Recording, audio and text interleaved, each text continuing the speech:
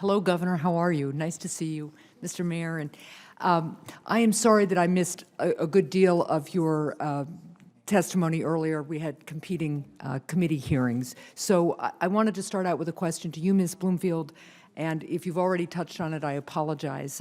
But I want to thank you in particular for being here to help us grapple with the challenges that rural communities, like so many in my state of New Hampshire, face in getting connected to broadband. There's been a lot of focus for a long time on the digital divide, but it has persisted, and it tends to spring urban communities forward while rural communities are held back because of their lack of modern technology. I also know that the challenge isn't insurmountable, and we need more resources and some creative thinking. So my question for you is, should an infrastructure bill move forward, what would be at the top of your wish list to ensure that rural Americans in New Hampshire and across the country make strides in closing the digital divide?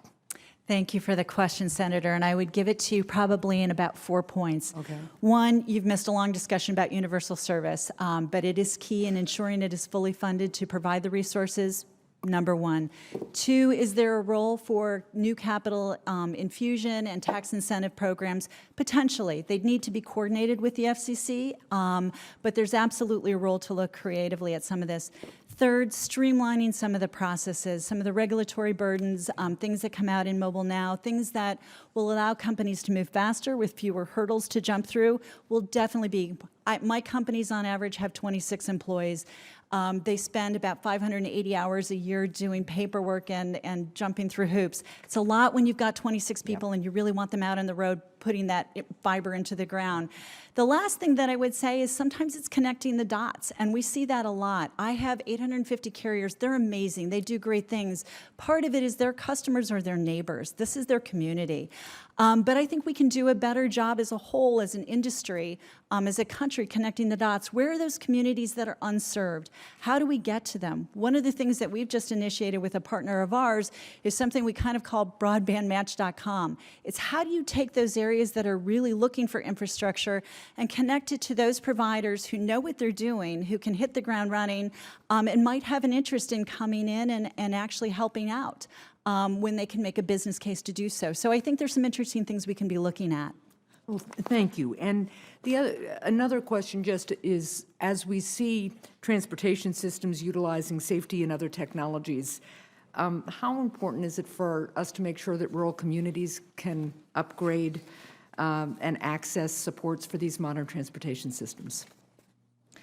Well, I'm probably the least prepared to talk about transportation, so I will defer to my transportation expert here. Thank you. Thank you. Well done. Well done.